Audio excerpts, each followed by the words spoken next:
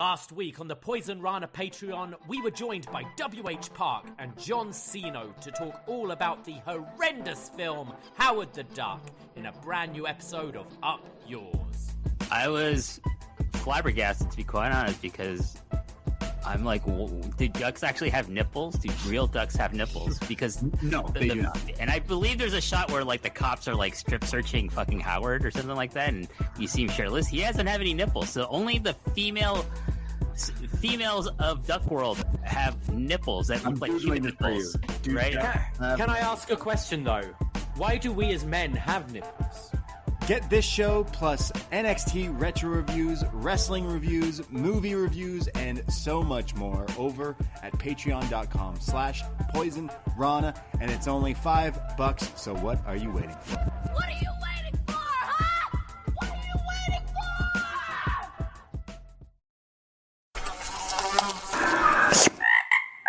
for? Poisonrana. Hello. Braden Herrington here with Davie Portman for Poisonrana. You found us on whatever podcast app you are listening to us on, and we are Live on youtube.com/@PoisonRanaPod. Hello, YouTube room. How you doing? Hello, YouTube room. Hello, anyone listening on whatever podcast app. Hit that subscribe, hit that like, that RT, all the little things go a very long way. Appreciate you hanging out with us. We're recording this. We're live right now. It's Sunday, just after 3 p.m. after the Royal Rumble. I know there's a lot of football, fake sports going on right now. So I know people are definitely, it's a big weekend for those liking wrestling and football, because you got a Rumble and you got the, like, you know, the matches setting up for the Super Bowl, in 2 weeks? The 11th is Super Bowl. Like I believe so. So got the Ravens and the Chiefs going at it right now, I believe, just about to start. Right. But yeah, it's been an amazing week, hasn't it? Absolutely amazing week in the world of wrestling. Yeah, amazing week is not the way I describe it. But so we do have a lot to talk about today. Obviously, the news of WWE and Netflix and The Rock joining TKO and this and that from earlier in the week was like, wow, that's one of the biggest stories to ever hit WWE. Full stop, in my opinion. That was this week? That was this week, brother. That was Monday or something. Wow, okay. Tuesday, yeah. Okay, so like that to me was like, wow, WWE joining Netflix, like, in my opinion, pretty big when it comes to the news of WWE stories in the history.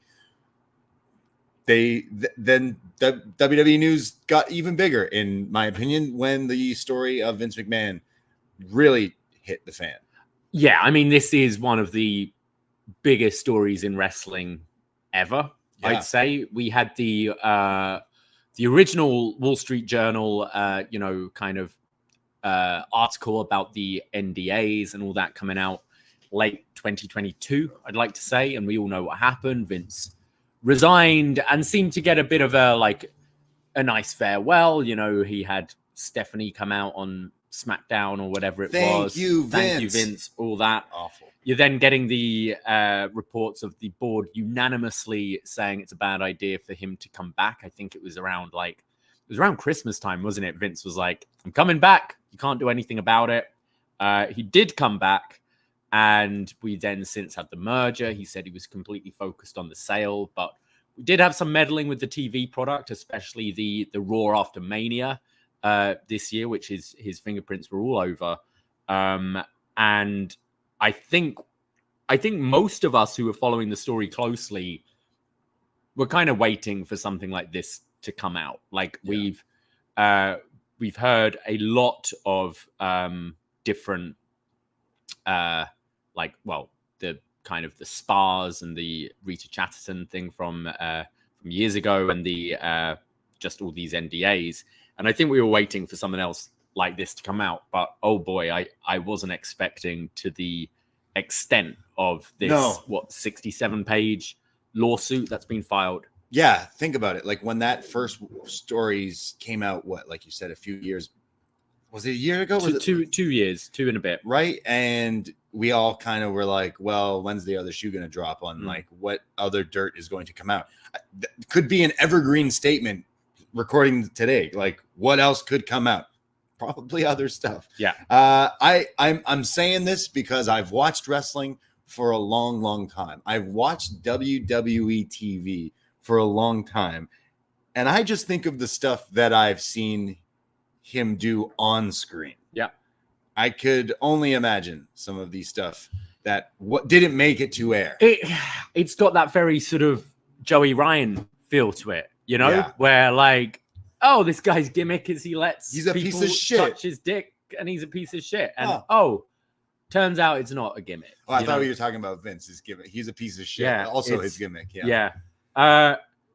So we had Janelle Grant, who filed this lawsuit detailing horrific stuff containing, you know, sex trafficking, sexual abuse, rape. And it seems that this lawsuit kind of came out because this NDA, like hush money, stopped coming in, which kind of fucking stupid. Yeah. But also there's certain laws that, you know, kind of override NDAs and things like that as well. And Okay. I don't know the ins and outs, but that's what I've been led to believe. So this has all come out. It seems pretty damning. Pretty damning and pretty gross. Incredibly gross. This is more, and don't get me wrong, I'm not saying that this is good either, but I think there tends to be a bit of a gray area when it comes to, you know, relationships between staff and someone as higher power of Vince McMahon. Yeah. And whether it be quote unquote consensual, there's always that thing. And I think that's where it's been difficult in the whole speaking out Me Too movement is like, well, if you perform a sexual act on me, you'll get a promotion. If you refuse, you might, you know, be out of here. And I'm not saying it's going to be in crystal clear language like that, but the implication is always there. And that's where it gets very muddy when you're talking about what is consensual and what isn't, and abusing positions of power. Like, that is what all this kind of seemed to me until this came out. And it's far, far beyond that. Like, it's out and out rape. There's, you know, accusations of Defecating on her head, screaming no, and being replied with no means yes. That is rape. That is absolutely not consent. And you think the NDA for this was what, 1 point something million? We have NDAs for 7 million. If this is worth 1 million to Vince to keep quiet, what the fuck is worth 7 million? Yeah. And, you know, like, I think it's the fact Vince is, I'm kind of all over the place here, but Vince is, you know, strongly denying these allegations. Where was this same energy for Johnny Ace a year or so ago, who is implicated in all of this with Vince? It seems like a tandem fucking thing. Right.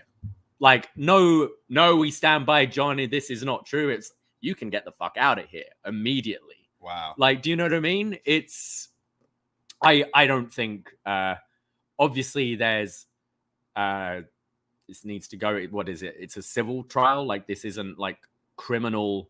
I don't know how the fucking law works, but it looks like where it stands right now, he wouldn't go to prison over this. It would be a money thing. But I mean, I really hope more comes out, and like, this man, like, justice is done against him, because it's disgusting. And you see those texts and things. Like, I find it very hard to believe his denial on all of this. I find it very hard as well. Again, just thinking of off the top of my head stuff he has done on screen for wrestling. Yeah. As a kid watching this, like, you know what I mean? Like, that's stuff he chose to do on screen with divas, Candice Michelle, Trish Stratus. Like, there's stuff on screen that right away you're like, okay, hold on. Like, people thought it was kind of weird then. And the whole entry in this Wall Street Journal and everywhere, like other places picking it up, like one of the craziest New York Post headlines in years. Vince McMahon assaulted ex-employee with sex toys named after WWE wrestlers, defecated on her head during a threesome, bombshell suit. That was all over the internet the other day from New York Post, and people are like, wait, what's going on with Vince McMahon and WWE? This story was picked up everywhere over the past few days, and rightfully so. Like he's a huge part of the like empire of WWE, and since the story came out and his denial, and then him being gone now, completely gone, right? He resigned. Yeah, he can't come back. Like he's gone. Like I'm sure he still has He's got shares. He's got shares, but like you and I can have shares, right? Yeah. And he's rich, and he's got like there's nothing really stopping that from what I know. But yeah, he's got no power. He's off the board. You're out, Norman. His position, and because he doesn't have that level of percentage in the company that he did before, he can't come back. Right. And this board are not gonna let him back by any means. And we've seen the distancing as well over, the last year or so. Like we saw as soon as Vince came back, Stephanie left. That is very eye-opening. Right. Your own daughter clearly doesn't want you there. You see, you see the Ari Emanuel kind of in some interviews recently has kind of downplayed Vince's role quite a lot, and even brought up that he's a risk factor. And some people are saying, well, that could be age or whatever. But we know these rumblings have been going around as well. Yeah. Pretty damning. It's, you're going to have the people obviously out there. I see on online of people like, well, it's innocent until proven guilty. Yeah, exactly. It's like, I mean, of all different people and things and accusations and stuff, like this one is, I don't know. Text messages aren't necessarily a smoking gun here, but like it is pretty damning. And Vince McMahon being what, like 80 something, right? He texts with the letter U, as in like you. Oh, he texts like a maniac, a teenager. Yeah. What a goof. Yeah, this is like the biggest story in WWE history. Like this guy, finally being gone from WWE. But look at all the damaging things it's going to do for WWE. We saw in the last few days, Slim Jim pull out, Vince leaves, Slim Jim's back in. Like that clearly was like, as soon as it affected the money, no. That things need to change right away. What's interesting, and I'm already seeing some people in our chat, shout out some peeps in the chat, but like what some of the things in this post is like, did people know? Did people try to cover this up for him? Did people truly try to distance themselves? Certain people aren't named, but of course detectives are, in the internet wrestling community are kind of putting the pieces together, and we still are like, well, there's still a bit of we're the jury here of like who knew what, who knew this, and so forth. And we're recording this the day after the Royal Rumble and the Royal Rumble press conference. I would say Triple H did not do a good job of handling horrendous some of the questions that were thrown his way. You had to know going into this that you were going to be bombarded with questions, because it didn't matter what happened at all in the Royal Rumble, whether it was a success or not. You just knew that was what people wanted to know and wanted to talk to him about. Yeah, I was shocked. I thought, because he went off for about 10 minutes or so at the beginning when he came out, talking about a bunch of different things, talking about how it's great to be back here. Like we have kind of negative memories here because it was Thunderdome and all that, and to come back with it being alive and sold out and all, like, okay. I think he knew these questions were going to come up. Like, and a Brandon Thurston and a John Alba and sorry, I can't off the top of my head remember the other reporter who asked. DDP. Yeah, not DDP. But they're going to ask these questions. He must have been prepared knowing someone's going to ask these things. Yeah. I'm surprised he didn't come out right at the top and was like, you're all aware of the lawsuit that's been filed this week. It's something we as a company take incredibly seriously.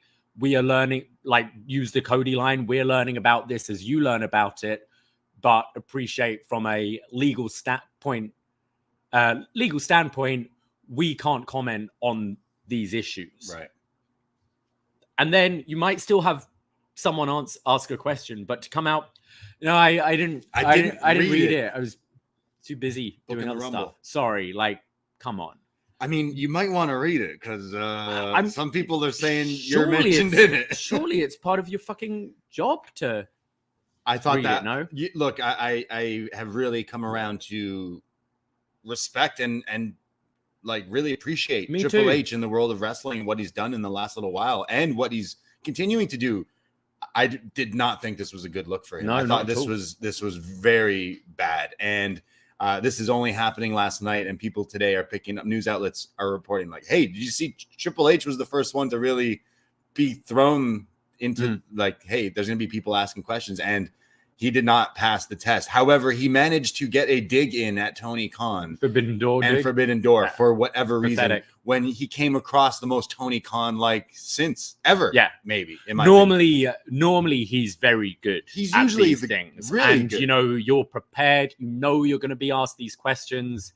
And I just thought, like, in like seconds, I feel like could have come up with a better way to essentially no comment on these issues. I kept thinking, like, really? That's how you are answering these things? Like, you said you didn't even read it. Like, is it because it's behind a paywall? Is that why? Like, what are you talking about? I don't know. Like, I just didn't understand well, that at all. It's the company being sued as well, no? He's got access to this. I wonder, I mean, it's all speculation, obviously. I do believe the dates that Miss Grant are stating are during his time when he was ill. Yeah. So, but what's also absolutely disgusting is throughout a lot of this time, well, all of the time with that this lawsuit mentions, but certainly during previous times, your head of talent relations was John Laurinaitis. So the guy that you go to if you have a concern with, your safety in the workplace or whatever, is the guy who's fucking raping women in this company. Yeah. Like, that's disgusting. You definitely, Ronda Rousey, she's certainly not someone I usually agree with, but putting it out there that, this goes deeper. And like Bruce Pritchard is essentially an avatar for Vince in that company, and has been his right-hand man for a long, long time. You just listen to his podcast and you hear, like, he talks about like how close he is with Vince and things. You got to think he fucking knows. And in this lawsuit, like, saying quite freely, showing pictures to staff, to the boys, like, oh, look what I did here, like all this. As one of my least, it just boils my blood. Yeah. As I'm a guy, and I cannot stand when guys do that kind of thing. Yeah. And you know what? Guys do that kind of thing. It's They do. very gross. I might say we're respectable men, but when like people do that shit, it just drives me crazy. Yeah. I think that is so gross and disgusting. And we're in our early 30s. Kids these days who get phones when they're like 15, 13, they do some fucked up shit. And it's like, again, dude texts like a teenager, acts like a teenager. Those texts like, oh, hanging out with the texts, showing the boys this and that. It's like, what in the fuck? Like, it's also like, I'm sure there's the defenders out there being like, well, they could be faked. Like, this is going to go through like a legal proceeding. Yeah. It'll be made clear very quickly if like they contact the phone companies. You see times and dates and all of that. Yeah, like, this is very easily. It's not like, proved. they're doctored photoshops. Like, no. It's going to be in a court room where they show the proof that this is from him. And those like texts are like aggressive enough. I also think back to reading Jim Ross's latest book, and the whole thing there shows how, like, what I took from it is he was in an abusive relationship with Vince McMahon. Right. You know, it read completely like that. You think about the stuff like when he had, was it colon surgery, something pretty serious, and he was out, and Vince texts him like, Turn on the TV. Watch Raw tonight. We've got something special for you. And they're making fun of him, like getting probed up the arse and stuff like that. And like, unfortunately, a lot of abusive relationships, he keeps going back to the abuser. Yeah. You know, how many times he's been fired, moved off of commentary to a different role, moved back to commentary and all that, just being fucked with. And he said a lot of the time, like, look, I just do my job. I do what my boss tells me to do. And I think to the dark side of the ring, where he's brought up about Ric Flair, and he seemed ashamed, like I took from that, you know, and he's someone else where I'm not saying he's involved in any of these crimes, and they are crimes, but I think it's clear that he's someone who Vince had a lot of control over as well, and had him under his thumb. And again, he was the head of talent relations, who is probably dealing with a lot of these people that Vince is fucking around. Like, I've heard JR talk about having phone calls with China, just sobbing down the phone to him and things like that. And it, you know, like it spreads further. And I think there is, obviously, the victims here are the ones we've got to be focusing on the most. And there is something about, you see it in this document about how she was terrified about speaking because he was like, I'll ruin your life. Like, I'm way more powerful than you. And I think that spreads. He has his control on his Bruce Pritchards, probably his Jim Rosses, and etc. And it goes so deep. And I think this certainly isn't going to be the only show we're talking about this stuff, because I think more and more is going to come out. I do think more and more will come out. I do think this is something that's not just happening in the world of wrestling. Like, the world is so interested in the Jeffrey Epstein case. He's been dead. Yeah. And people are still trying to unravel, and his list and all this and all that. Something else I've been following personally, I used to really like P. Diddy. That is a huge thing where allegations came out kind of similar. Oh, I'll just pay you to go away. And all of a sudden it's like, oh, it's okay to listen to his music again, because we'll just forget about all the things because he pays people off. And oddly enough, Vince and Diddy have a lot of photos together. Actually, the internet has recently kind of put together that, like, turns out they hung out a lot at charity events of all places. So, I mean, it's got the real sort of Harvey Weinstein vibe as well, where Harvey Weinstein was someone where,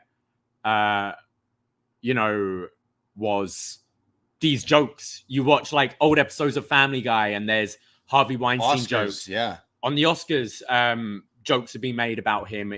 I'm thinking of Entourage. There's a character based on him doing the kind of shit that, you know, he's, I think, still in prison, right? Yeah. For, it's kind of open secrets.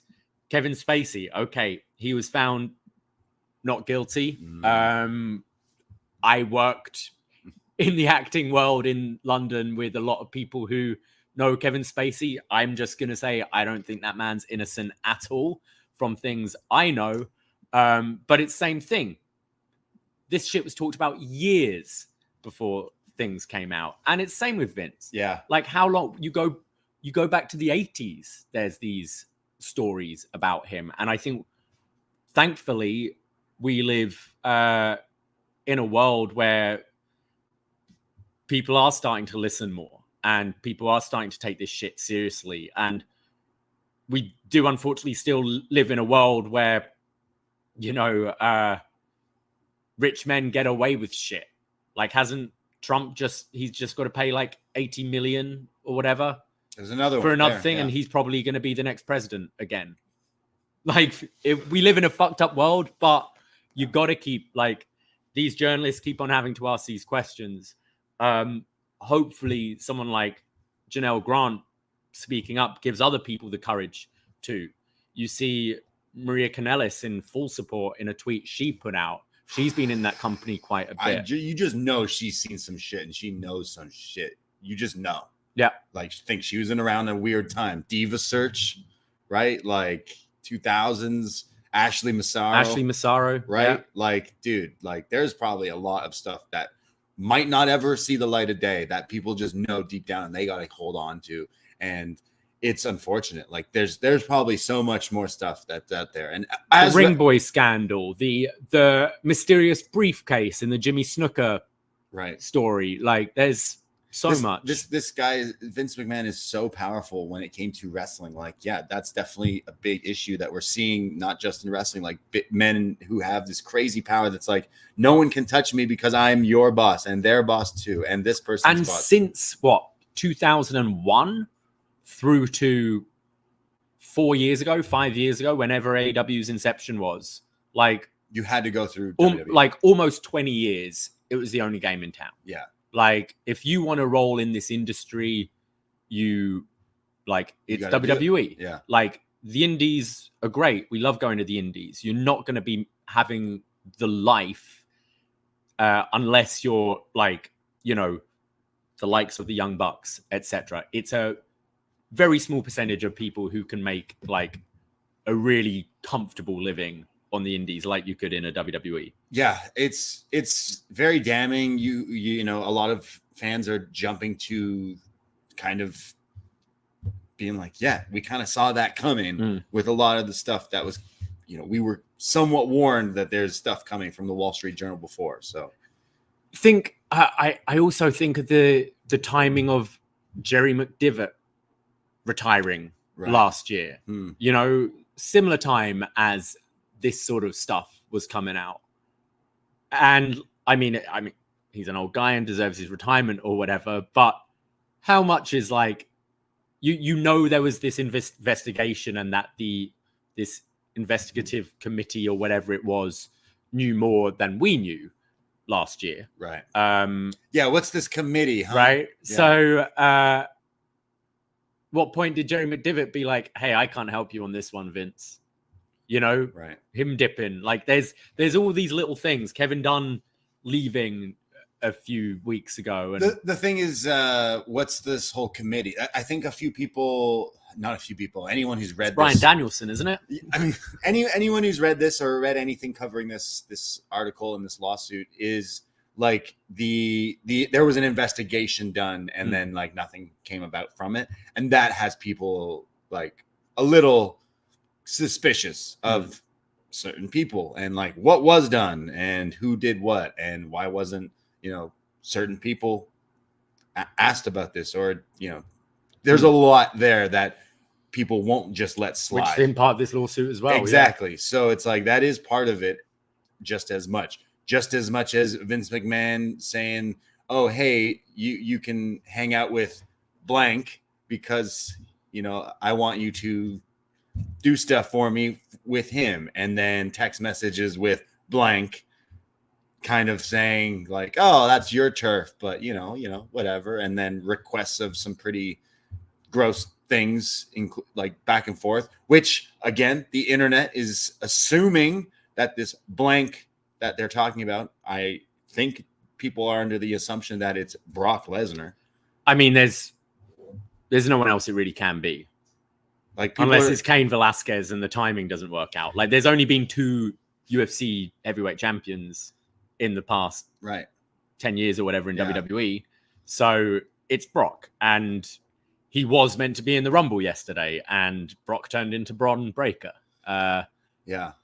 For the better, I think. But I do like, I think there needs to be some big changes. I think we are going to see some of the old guard going. The one thing I wonder with that is, say someone like a Bruce Pritchard, we come to terms with his release or whatever in the next week. Could that be seen as like who, like his name hasn't been mentioned in anything? No. You know, could that be defamation of character or something like that. The timing of it, people would assume, Yeah. oh, you've been released just after this, you must have done this stuff as well, which, so I think it could get a bit messy when it comes to that. But I mean, it could be a whole, like, complete sweep out of. We'll see. This could be a start of a whole. This isn't going to stop. I don't think. Yeah. So yeah. Do you have anything else you want to? It's not stuff we usually like to talk about. Obviously, like we're not like journalist reporters and stuff. And obviously, if you're listening to us, I would recommend checking out John Pollock and Brandon Thurston doing a great show. Who are journalists? Yeah. And had Meltzer on this week as well. And like I would say go check that out if you haven't already. Most people who listen to us definitely listen to Post and that. So definitely check that out. But yeah, like looking at this is just again is like. Do I like jump to support Vince McMahon in this? Absolutely not. I'm like right away, like, yeah, this is one to me kind of really damning that I'm like, yeah, I don't want you involved with this anymore. And going forward, like, let's clean up WWE and make it like a good place. Triple H, I'm sorry to rag on Triple H again, but like, I didn't think he did a good job covering this because he could have said certain things by saying no comment and all this, but instead he's like, yeah, I mean, I don't want to say it, but this is pretty much like the new Attitude Era. This is like going to be the greatest era ever. It's like, well, you're not starting it off. I think there was some really poor choices of words to double down on. It's been an amazing week. Yeah. There's this, like, not even a dark cloud, a fucking thunderstorm over this company's heads right now. Right. And to just say it's been an amazing week.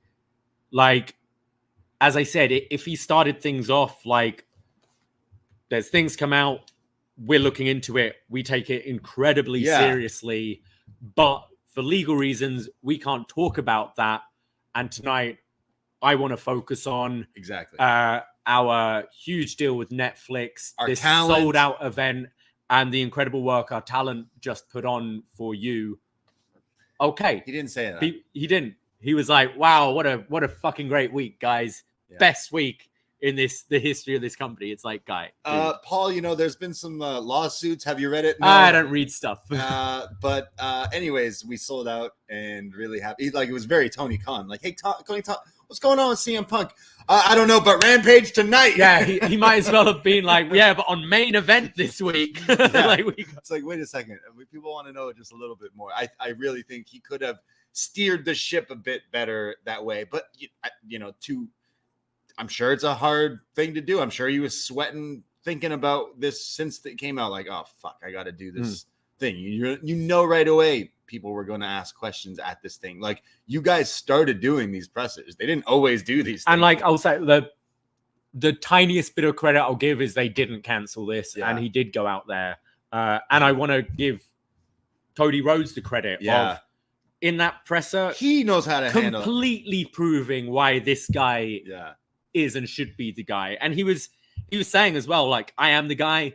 I'm the guy to go with. I am this generation's top guy. Go with me. But the way he answered that question with not really adding anything to it, but, not pretending they live in this bubble where they don't know anything that's going on outside. And I thought he handled it really well. And to me, like, my respect for him grew as well. Yeah. I thought he handled that well. And actually thought I had quite a fun press conference as well, bringing up the memes and things about him. But yeah, there'll be more to come, I'm sure, of the Vince McMahon saga. Not in WWE. There won't be any relation to him. They took his profile off the website down. I'm pretty sure he's not in the opening graphic, like, even if he was. But like they're moving away. They're giving him the like treatment. You know what I mean? That treatment where it's like, no, we're just pretend that you were never here. Exist.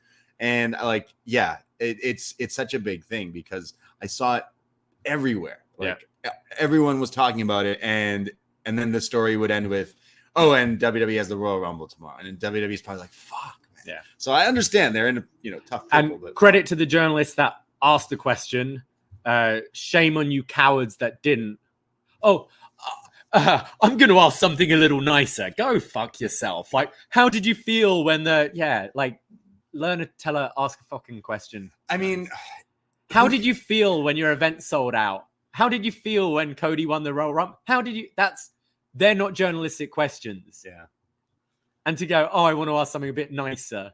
Let's move away from the rape. Let's ask about, Jade Cargill debuting. Like, grow the fuck up. I understand. Like, there's people who want this shit. They still want the positives of all this stuff. As Triple H said, I got to focus on the positive. It's like, yeah, but there's a bunch of negatives we got to get out of the way first. And he didn't even do that. So it was tough. We'll hear more of this saga, I'm sure. Yeah. But I am happy that Vince is completely gone from WWE.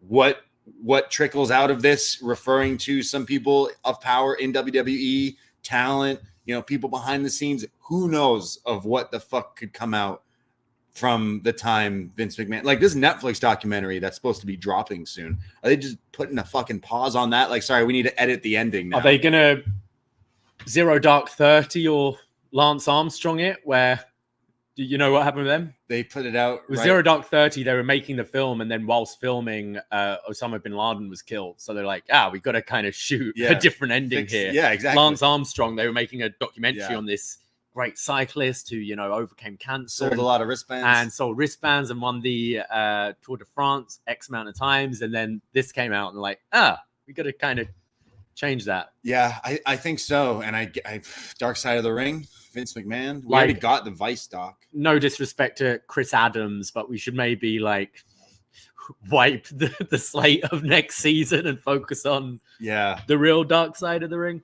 Yeah, this is the biggest WWE related story, just because it's like this guy owned WWE. This was his thing. He made wrestling as big and ever. WrestleMania, all that stuff is because of this guy, but he abused that power and used that money wrong and owes people money and NDAs and defecating on people's heads allegedly. So like, what the fuck, man? Just crazy. And just to reiterate, we've got a really good turnout in the room today, so thank you for joining us. I know there's a big football game on, so we weren't really expecting anyone to join us live, so thank you. But yeah, just to reiterate, if you are new to us or whatever, we are not journalists. We're just two idiots. Hey, I went to school for broadcasting. You're getting paid for it, for journalism. Yeah.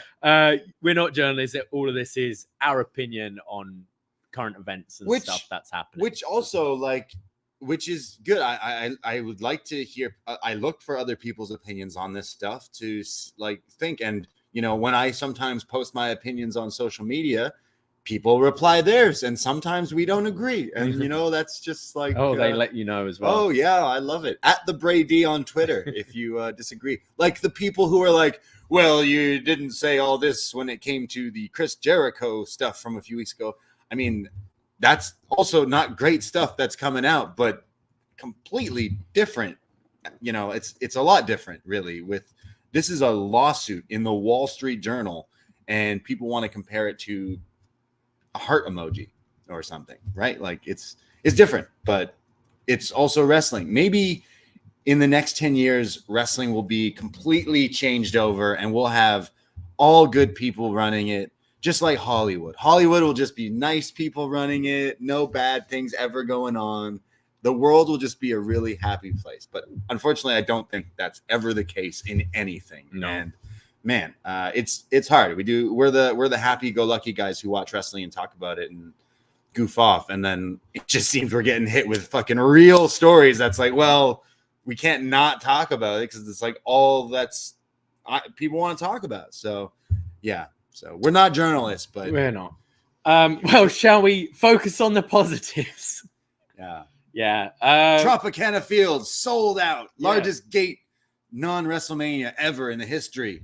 Screw you, Vince McMahon, says Triple H. Well, he didn't say that. But I mean, there's our opening bit on what's going on with Vince, but little precursor, go to Poisonrana.ca for all the links of stuff that we do. Mm-hmm. We do our shows on Tuesday nights covering WWE NXT. We'll be back this Tuesday. We're back next Sunday for Vengeance Day. We're not leaving or anything. I'm just letting you know some of the housekeepings here because next Sunday, we're not going live during the day, but we'll be going live after Vengeance Day over on the Post Wrestling feed. So join us there for our Vengeance Day post show as well. And then we just did a Rumble party last night. I want to say thanks to anyone listening who showed up, even showed up in spirit there. Super appreciate it. We had the bar rocking as we always do here in the 6, and we had some Rumble pools. Let's switch gears and talk about some positives and some fun that we had. You had your drink menu, the Rumble drink menu, which I noticed some people were buying the different drinks. I know our friend Sam was enjoying the Viper Martini. Looked very fancy. I don't think he actually liked that one. Oh, he didn't? Oh, he was just I think like the being Poisonrana nice. is still the hit. Yeah.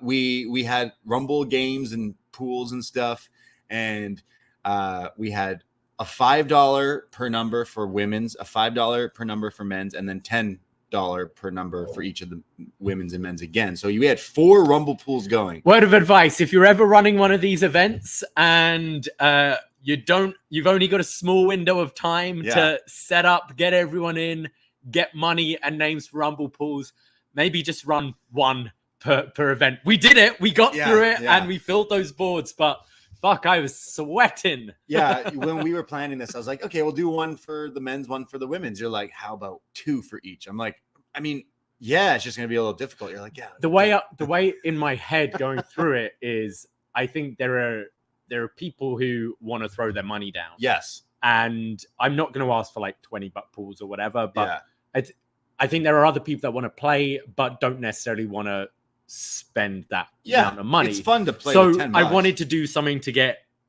try to get as many people involved as possible, and we did get through it. It was just quite stressful, but I mean, so you made up like pretty much like a like bingo board, if you will. Like the way you set it up, I think was amazing. I just don't think people understood it. Yeah, because like I had to keep explaining to people like, but if you get this, you get this. And they're like, but wait, how do I win the money? I'm like, no. I don't know what else I can do. I know. I don't know. Everyone has.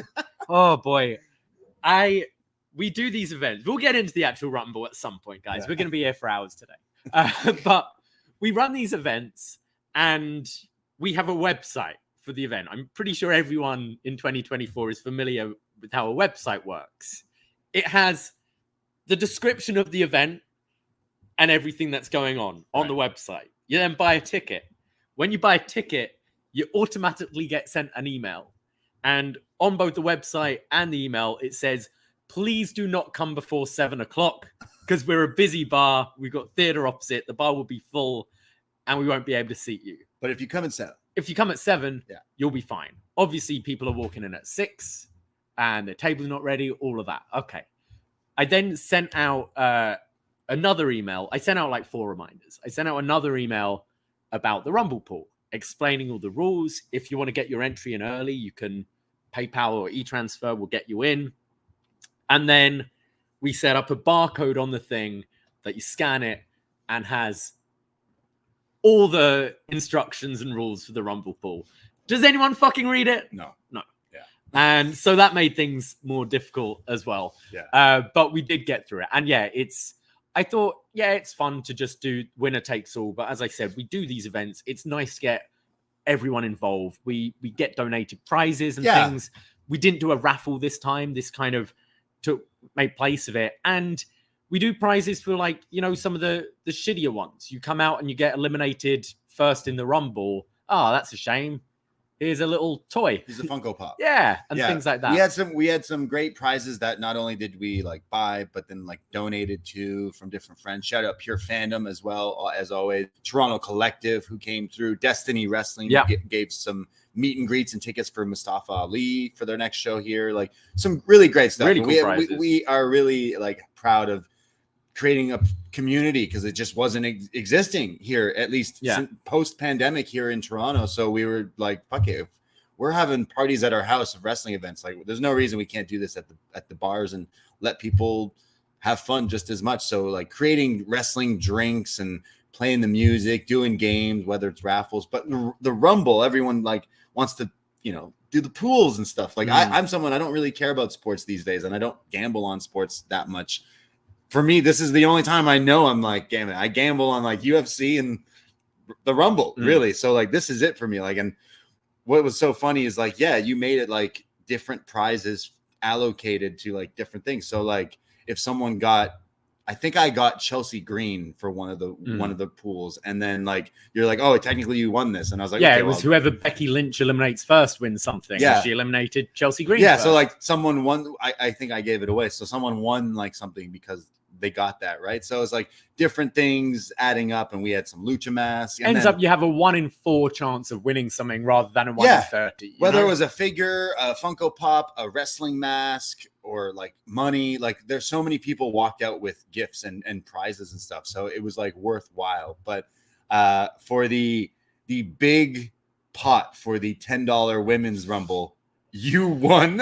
I did. And like everyone was like, that's suspicious. Honestly, I don't know how to fix it. Yeah. And you can't fix it. You can't fix it. And I wouldn't have the time to fix it with how I'm running around. Right. But I did draw number 3, which was Bailey. And I was pretty confident Bailey was going to win the Rumble as well. Yeah. So won $200, but she was also the Iron Woman, so won another prize for that, which I donated away. But I think now I'm gonna be, when I'm entering my own competitions, I'm gonna enter on behalf of my friend Davina. Just changing. And I think you're going to enter on behalf of your friend Brandy, right? Yeah. So so you won the women's Rumble pool, and people were like, "What the fuck's going on here?" So the fix is in. So by the men's, when we were going through what we did, you had giant boards, and we had our friends kind of writing the names of the wrestlers to allocate the numbers and stuff, and we did pools and draws and stuff. But then one of our friends sitting at our booth won the men's pool. Yeah. So people were like, what's going on here? But other big other parts of the pools, other people won, but he did win like a bit of cash as well. So people were like, what's going on over there with these guys? And he was just like afterwards, like spending it. So it's like, I swear the fix wasn't in, but thanks to anyone who showed up in spirit again, like I said, but we had a fun time. Just want to get off my chest as well. Word of advice. If you ever happen to manage to get into an event for free, and your name's not on a list and you get in for free, maybe learn the names of the people running the event and be respectful to them. Maybe be respectful to the person on the door. Maybe be respectful to the staff working. And basically don't be a dick. Don't be a dick. Or you'll never come to our events again. Not that anything happened last night, but that's just something I wanted to get off my chest. It's tough trying to please so many people, whether it's like someone's like, oh, I didn't get in the pool, you didn't get me in on time, or hey, the sound isn't loud enough in this corner, or hey, actually I'm sitting close to a speaker, it's really loud here, when someone else is like, I need you to turn it up. And hey, I know you don't work here, but can I have some ketchup? Hey, can you clear this? It's like, no. So it is tough to run these things, and like you were definitely running around like trying to please people, and you know the bar because like you know the layout and stuff. But when people were asking me like stuff about like the bar and like ordering stuff, I'm like, I'm trying my best because I come here often. Yeah, like no, I can't help you. It's hard. It's hard. Or like I want to seat you. Can I sit here and stuff? But we do this strictly to, again, build a community and have fun. And you know what? Majority of the people, 99% of the people were telling us last night, like, thank you for doing majority of everyone was, I think people are grateful to have somewhere to watch it, because there really isn't many places at all. I think there's only one other place in the whole city that does this. And I know a lot of comments are like, I really appreciate how you guys get everyone involved and make it a good atmosphere. And obviously there's always going to be issues. Like there's always something going to go wrong or whatever. And I think majority of people like appreciate that. We had a lot of people who now started coming to a few of them. We always get new ones. We were completely sold out, but then like last minute we were like, hey, we have like a few extra spots online. And this guy, we had like 2 people that didn't check in. So we are like, oh, I guess they just didn't show up. And they had bought tickets like as the show was going on, and then came during the beginning of the men's rumble.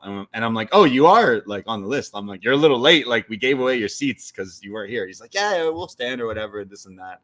And he's like, I live around the corner and I walked by your last event and was like, what the hell? And I tried to come in, but it was too packed. So he's like, I wanted to make sure I made it this time. I'm like, yeah, but you made it late. He's like, we were watching upstairs and then we decided to come down and then they were like ordering the drinks and stuff. And it's like, he's like, we didn't know other people watched this stuff. We watch this alone all the time. And now like, you're telling me like 100 more people watch this I'm like, oh yeah, we do this a lot. And they're like, oh my God, like, wow, wrestling isn't that, niche or obscure. I don't have to feel ashamed that like other people watch this. I'm like, yeah, I mean, we're watching a show that's like a stadium, 50,000 people, like, yeah, maybe it's not so bad after all. But yeah, super great to do these things. And I thought something that was quite interesting is this was a Royal Rumble event, WWE event that we were showing. We were promoting like, hey, is anyone here interested? We had a mic and stuff. Yeah. Is anyone interested in coming back for AEW Revolution? We're thinking of doing a Sting retirement party. Crickets. Yeah. No one seemed interested. Not one person. I got a lot of, it's not really my thing. Don't really watch that. I'm like, oh, okay. Very few people were like, oh yeah, I'd go to that. So I was like, oh, okay. So there's a bit of a like difference in fans, I'd say. Yeah. I think from that, like we've still got quite a bit of time. The bar is allowing us to do it if we want to do it. But if the interest isn't there, we're not basically. Yeah. So we didn't have any bites. AEW in the mud. But yeah, let us know if you are a listener and you're in the area and it is something you're interested in. We could run it, but I think after the response yesterday, we'll probably just stick to WWE events because there definitely is a buzz with that at the moment, and definitely is demand. Like we were turning away so many people at the door for this event. Whether it was online DMs from our social medias, emails, walk-ins, or calls from the bar, I think we've maybe turned away like 100 people. I feel like we had the bar completely capacity all night from the beginning to end. So like, yeah, the wrestling bump is people are interested in it again. Whereas even last year it was like, oh, wrestling's getting good again. Now it's like people are really seem to get it. Maybe in WWE, but maybe not so much AEW. But yeah, we had a lot of people. It was a huge success. So thank you, everyone. And we'll be doing some more. And anyone going to WrestleMania in Philly, we're not doing an event per se, but we are doing a bit of a hangout. So follow the spaces going forward. I'm very upset because obviously we're planning on going to NXT for WrestleMania weekend. The one indie show that I'm like, I need to go to is Kaiju Big Battle. And they announced their show at 12 noon on the Saturday going head to head with NXT. I'm like, guys, like, I want to support you. I want to go to that show, but you're forcing a lot of people to choose that over like the actual WWE programming. That is a bad call, in my opinion. Yeah. And also, it's like 30 minutes away because it's in New Jersey. Why did they do that? Well, a lot of it, I believe, isn't it because of the sports commission? Oh, so there's like right. for these indie shows, like it costs a lot, and deathmatch and all that. So, and New Jersey isn't too far. Right. So I think when they announced Philly, a lot of people were expecting that to be the case. But I'm going to be at NXT. yeah. Like I need it's bucket. I want to do it. It sounds so much fun. And also like it's at noon when people are like, it's Kaiju Big Battle's like monsters versus. It's like you want to be a little, have a few in the bag. It's noon. I don't think I'm waking up and getting that lit to watch that stuff. Yeah. So I do love and support Kaiju Big Battle. I want to go one day, but I think it was a rare L on their picking. There's every single company pretty much are running stuff, and it's such a fight. Like you see the programs of these. There's like 10, 11 a.m. breakfast shows, like pile drivers and pancakes and stuff like that. All these convention centers and whatever that are airing these things, showing these things. Yeah. It's the whole day, you know, like right in the morning, right through to midnight, gone midnight. Yeah. And it's just the luck of the draw, really, what you're paying, where you are, the time available, unfortunately. Yeah. But yeah, I'm still super excited about the weekend. I'm just pretty bummed about that. But of course, I do think NXT will be still pretty damn good. So yeah. Shall we get into the actual Rumble pay-per-view? We're almost an hour into the show. Wow. Yeah, I guess we can talk about the Royal Rumble from last night. What did you I'm going to be honest, there's some of this I was a bit more focused than others. We are like running an event and stuff. I might talk a bit like broadly. Okay. There's something about the Rumbles where I think for a lot of people the surprises and the like nostalgic entrances and all that kind of stuff is a big part of it. The problem is now is you've got an incredibly full, talented roster. So it's we've seen it the last couple of years. There's only so many slots you can really sacrifice for that. And I thought having, you know, Andrade make his debut, like his re-debut back in WWE, I thought that was great. The Pat McAfee thing was fun, but I do also be like, man, it would have been nice to have had, you know, Steve Blackman come out. Steve Blackman. The Hurricane or whatever, those like silly little things always make it a bit more fun. And I thought both Royal Rumbles had their lulls where you really felt it go quiet. And normally when that's the case, you go, all right, this number now is going to be something big. And I thought both of them in the middle stretch had that in them. But then I really liked the final stretch of the men's. Yeah. I thought that was excellent. You know, you had like the final 7 was just stacked. It was all their like main guys, and then ending with Cody and Punk having a bit of a mini match there, and just our bar was really split with let's go Cody, CM Punk chants and all that. And I thought the end of the women's as well, I quite enjoyed, but it was the middle bit for both of them was lacking a bit for me. Yeah. It's like they've gone to like the well of what last year and the year before that. I really didn't like the 2022 Royal Rumble match. I wouldn't say this one was as bad because again, like the ending of this one was really good, but I was not impressed with both Rumble matches this year. I wasn't impressed with this show, to be honest. The women's Rumble, I'll give the positives out the way first. Super cool to see some TNA talent represented. Obviously, Trinity showing up. It sounds like she's back in WWE. She's back. She came out as Naomi. Yeah. Whereas your Jordan Grace, a lot of people might not know who that is, but it's cool that they let her come in. And she got a great reaction. I thought she looked great as well in this. I thought they gave her quite a lot and really, really showcased her, which is good if you're opening that.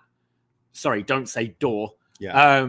But if you are opening that door with other companies, you got to book them somewhat strong when they come in and don't have them look like a complete joke. You know, she came in, she had a great moment with Naomi, sort of having that TNA connection, and then was an absolute powerhouse, eliminated a couple of people, I believe, and then got taken out in impressive fashion by Bianca Belair. So I think she looked great in that. And I could see her going there down the line for sure. I don't think she got any eliminations, but I know she she had a great she had a good show. Yeah, she had a good moment, and people who didn't know who she would be like, "Whoa, who's this?"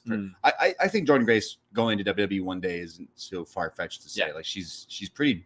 She got the look down and the wrestling down for sure. So that was pretty cool to see that. Seeing some NXT people, Roxanne Perez coming out later in the night, and Tiffany at number 29 too. Yep. So like that is pretty great. I thought both had some good showings and got a reaction. Both are coming to the end of their time in NXT. Yeah, surely those two will be on WWE main roster and be in prominent positions.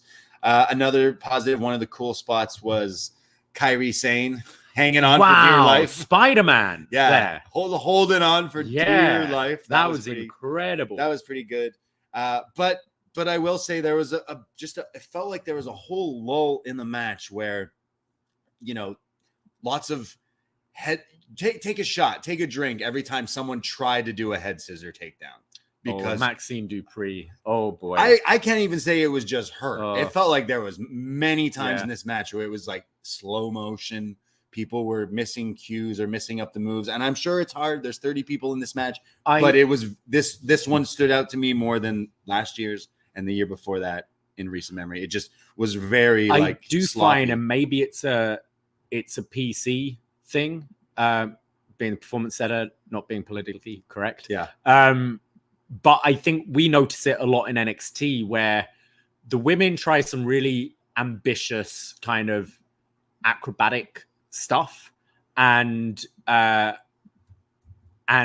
which is cool, but there's a lot missing as well. And I think it's because they're trying to move as far away from that Divas era style of wrestling and they want to be doing, some really cool, flashy stuff. But I often find I watch the WWE women, not so much at the top of the card, but that lower and mid card where they maybe bite off a bit more than they can chew and try spots that are a little bit too ambitious for what they're ready for.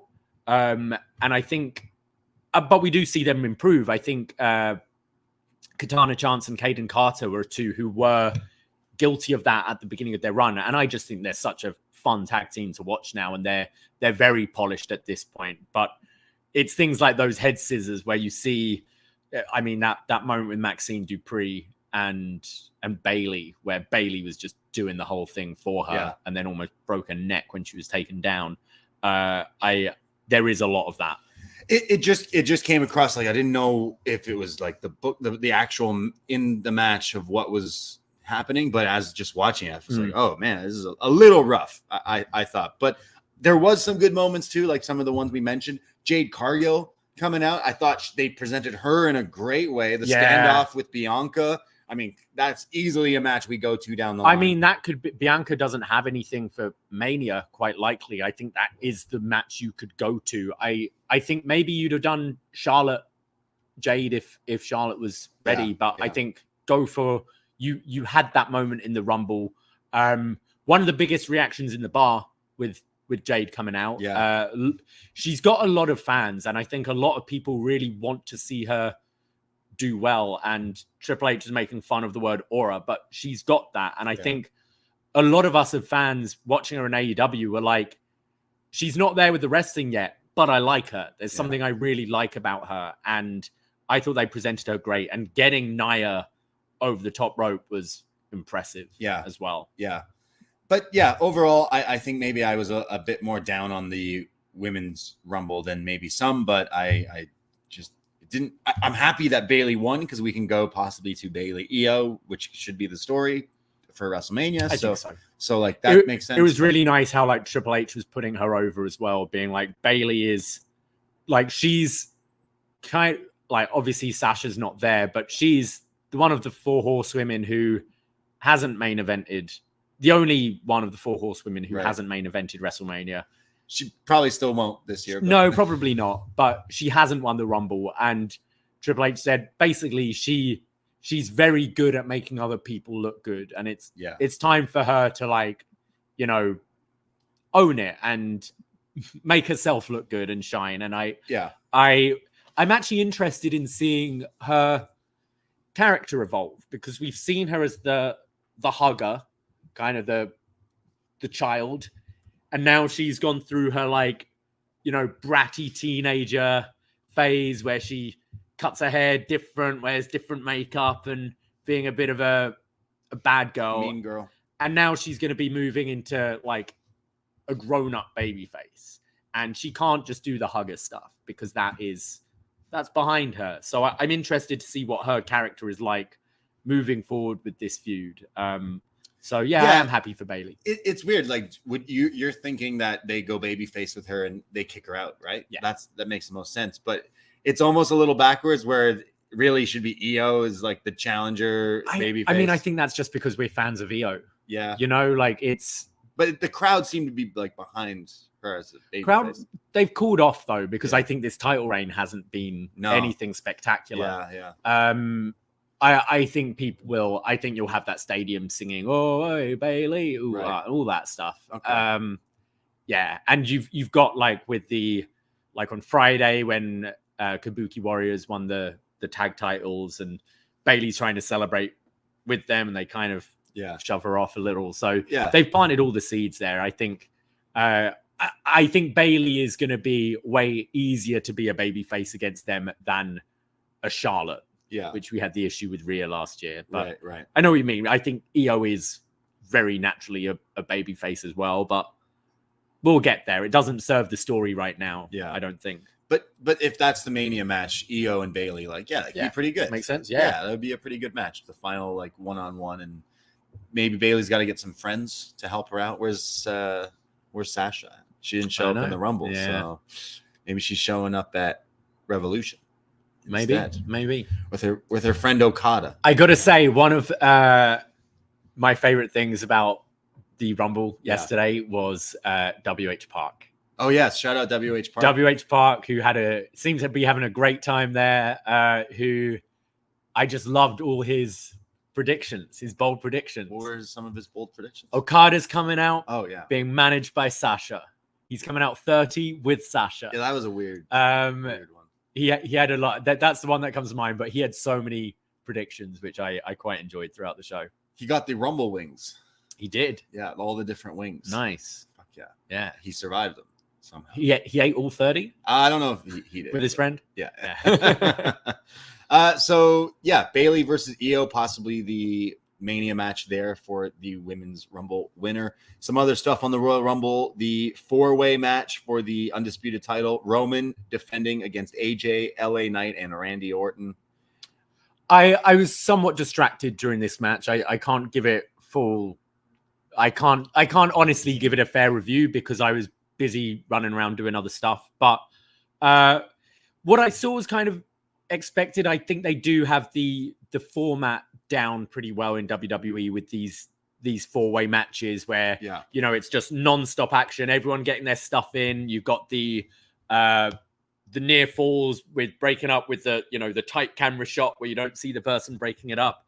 LA Knight seemed to be incredibly over in the match, but there wasn't any doubt who was winning this thing this close to WrestleMania. And the referee getting dragged out the ring seemed to just kill him because they tried to do this like stack 'em, rack 'em, stack 'em, pin 'em thing. Right. But it ended with Randy on top of LA Knight for like 10 minutes, in the pin position. Right.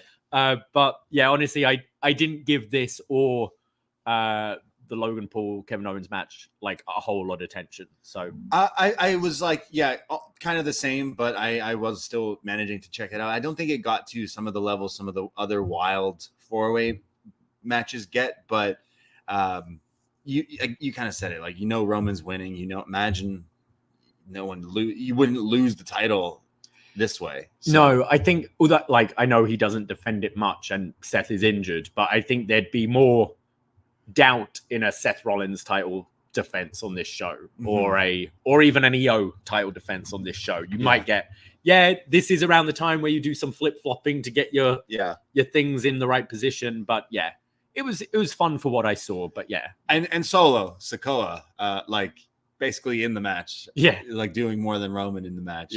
Roman's matches just definitely don't necessarily hit for me. I didn't think this was anything too special, but I just loved Solo Sikoa. Like he comes out as if no one's gonna know it's him with the hoodie. Yeah, it's like, dude, we know you interfere in every single one of his matches for like a year now. So like, what do you think of the boots now? Solo Sikoa's boots? Yeah, he doesn't wear. Well, he doesn't not wear shoes. Yeah, so he's not barefoot. Is the way he wears boots. Wear your shoes, people. I'm sure there's a reason for it. Maybe you wrestle better, like maybe it's more safer too. So good for him. I imagine I like Solo Sikoa, and especially like being the thing for Roman Reigns, but I don't know if like necessarily he's got a match for WrestleMania. But if you're Cody, you're gonna be like, so I gotta take out this guy. This guy needs to not be there night 2 or else. Oh, I think I think Cody should be like, building up to this Mania match, having a bit of a nightmare family. DDP.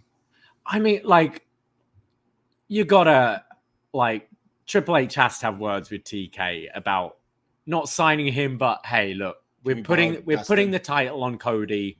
We would love Dustin to be there for him for this moment. Right. Like, wouldn't that be nice? Yeah. Like, Cody brings up in the press conference about how his family are ringside and I don't tell them what's happening. Like, have Dustin sat with Brandy and his daughter and his mum, and Solo comes out in the hoodie and Dustin comes out and does a Canadian Destroyer on the floor. Kicks him in the balls. Yeah. Who else does he have? Fucking Nick Aldis, DDP. He doesn't have people in WWE. Randy, I guess, Evolution. Yeah. I mean, yeah, you got DiBiase. Nah, he ain't coming. Damien Sandow's about. Stop, please. Well, that was the four-way match. Then you mentioned Logan Paul and Kevin Owens in a match for the U.S. title. The finish being Kevin takes the brass knucks, nailing Logan, and the ref is counting and goes, Kevin, what's this about? On your hands? And then he DQs him. Therefore, Kevin doesn't win. I would think maybe run this back in Australia. Okay. Do you think? Like, it's a DQ finish. I feel this is maybe continuing. I don't see this being the Mania match. No, I see it LA Knight. LA Knight, Logan Paul makes a lot of sense. Yeah. But yeah, I could see them doing this at in Australia. But in a gimmick match. You could do an ODQ, something like that. Something like that. Brass knucks match. Or they're both in the chamber match, maybe, to have their moment. And I think Logan Paul works for wrestling, and I think he's definitely like taking it seriously with the training he's been putting into it and all that. I liked because there's been some videos of him training, and there was a video he got to hang out with CM Punk, and he's doing the buckshot and stuff, and like his friend is recording him and basically says like, "Oh, you're really good at the buckshot." Like he called it the buckshot, like clear as day. Like, oh yeah, I like that guy, so I took his move kind of thing. And on commentary during this match with Owens, Pat McAfee is like, "Oh, he hit that clothesline with the full send." And Corey Graves is like, "Wow, you just came up with that on the spot. Like, that's a great name. We got to call it that now." And Pat's like, "Actually, there's another podcast that uses that, so maybe we shouldn't do that. So sorry." And Corey's like, "Oh, like, guess you're not that good." But the full send would be a good name for that move for him. But he does do it nice. Yeah. And then the men's Royal Rumble, the main event, 30-man over the top. I'll say I kind of didn't think this Rumble match hit maybe the way I thought it was going to hit, especially with a great build, like maybe possibly one of the best builds going into this Rumble. And I'm not saying this because, oh, The Rock didn't show up and Okada didn't show up. That wasn't necessarily the reason why. I felt like there was some spots that were done really, really well. Dare I say perfect, but there was a lot more of walking around and not a lot happening. Like Andrade being really the only surprise in it early on. What did he do in this match? Well, he had the moment with Santos. They hugged. They tried to throw each other out, and they didn't throw each other out. He didn't eliminate anyone. No, and he was just in it for like 20 minutes. I thought he looked good in like the first little. His entrance, he looked good. Yeah, I think it was enough for Andrade. I think he felt like a bigger player than when he left, and Triple H basically saying like the timing wasn't right. I read that as Vince didn't like him and didn't want to do anything with him. I do, and I'm going to be pushing him pretty hard. It looks like he's going to be part of this storyline, and I thought they did that enough. You know, I think the Rumble is one of those things you don't necessarily want to give it all away, but you give these little teases between certain people, and I thought they did that quite nicely between those two. And I like the choice of Jimmy and Jay as the first two as well to like give that little thing.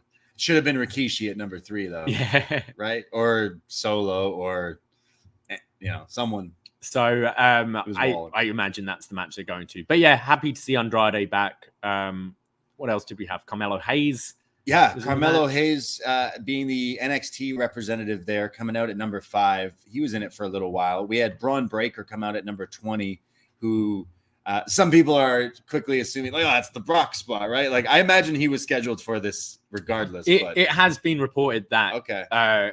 it was the Brock spot, but including Dom being the one eliminating. Oh, okay. Dom was meant to eliminate Brock, I Whoa, imagine. Interesting. I think this is way better. I think Braun was positioned really well. I thought he looked really good.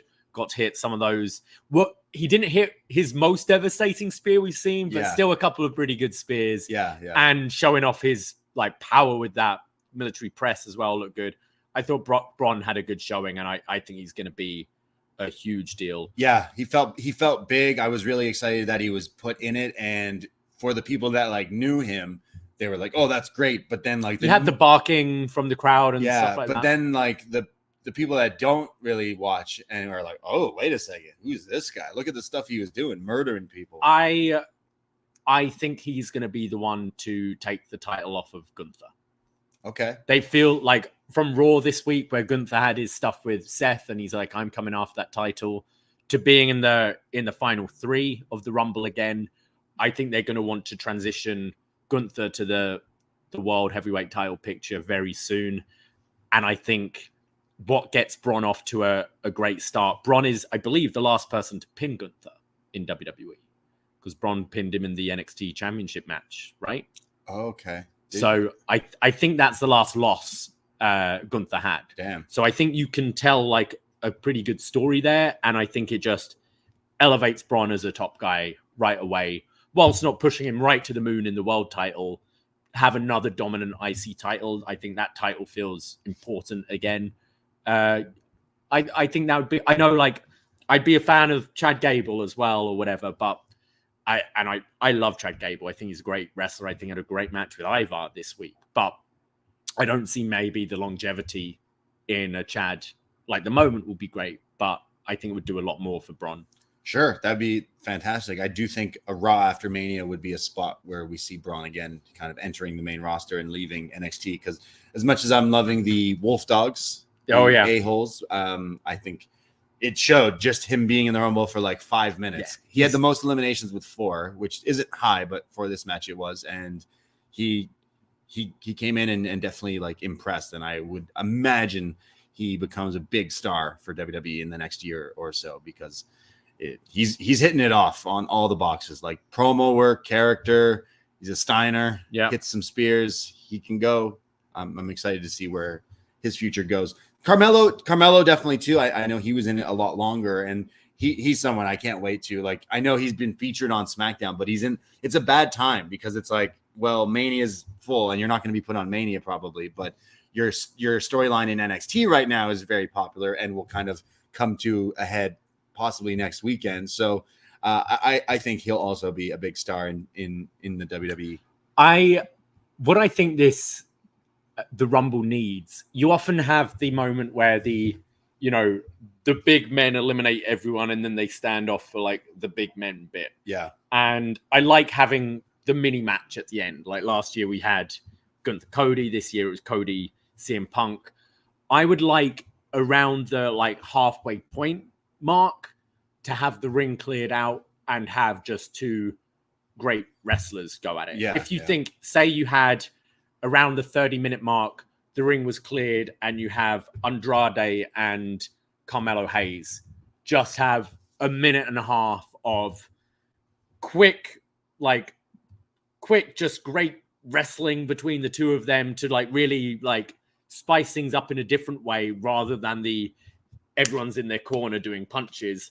I think it would spice it up a bit. And then you can have that broken up by a big, like, an Omos come out, which changes this, Omos did come out. Yeah. But I'm just saying, like, something to like break it up. I think it would be better than just, having that long stretch of just, okay, everyone's kind of just chilling, doing their thing now. And I really don't think the Rumble last year, like, really did a whole lot, but I feel like there's a formula that is a little like boring, and it is still missing some things. As much as I did like a lot of little trinkets, I think I preferred the men's Rumble from this show, but like, it's still the Rumble, it's still fun, but I just like there's there's so many other I things. think it's the surprises. I think that is a lot of it. I think people get a kick out of the just nostalgia throughout it. Because you look back at all these old Rumbles, there's always that long period of just punching, kicking in the corner. Yeah, I would say like there is certain years that it just seems a bit more like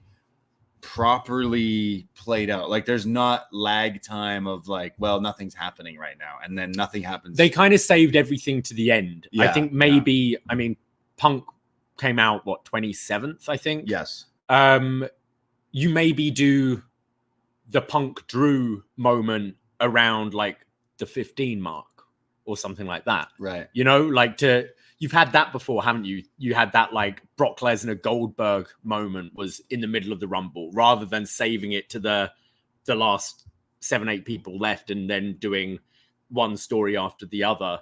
You could have had, you know, the Jey Uso Drew stuff earlier, or I think you could have spread out some of the stories maybe a bit better. You had R-Truth show up in the Women's Rumble, which I swear we were talking about recently. Yeah. Like, oh, wouldn't it be funny if he showed up doing that? He did.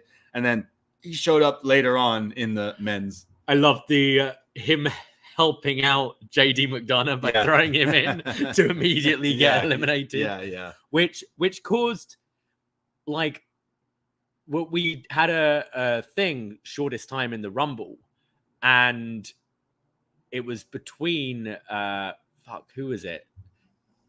There was someone else who was only in it. Was it Lashley? I think Lashley was only in it not very long at all. And then we were going, well, JD McDonough, his entrance was like 5 minutes ago. Yeah. But is it once you step in the ring? It's once you're in the ring. Yeah. So we gave prizes to both just to like avoid. Yeah. I mean, we recently did a review of the 2001 Royal Rumble event on our Patreon. Go check it out. And a bit on that show was when Vince had to go backstage and tell the lowdown. Yep. Tiger and Tiger Ali Singh, D'Lo Brown, and Chaz. That none of them would be in the Rumble because he gave their spot away to Drew Carey, right? That's a bit we watched, and we were like, oh, is that how it works? Like in real life? Like someone, you got to tell someone like, hey, sorry, Pat McAfee's taking your spot, and he's not even going to get in the ring and do anything. Sorry, you're not going to be in the Rumble this year. Yeah. I thought that was a waste of a spot. I know Pat is a huge star right now. His podcast is like blown up in football, this and that, but like it was a bit of a like, all right, we've already seen you wrestle before. We've seen you do Canadian destroyers and war games matches. Like I don't necessarily need to see you do this spot. It was funny because he's like, oh, I'm not fighting Omos and Braun Breaker. It's kind of like Drew Carey. Similar in 2001, where he's like, I'm just out of it. It was a mix of Drew Carey in 01 and Scotty Too Hotty in 02, right? I think. Where Scotty's done because Pat was doing like Michael Cole was, go on, Pat, you got it, and he was doing his dancing, going around the ring, steps in, and it's these two big motherfuckers. He's like, I don't really want to go in there, but yeah. So there was that. Omos also, I guess, somewhat of a surprise.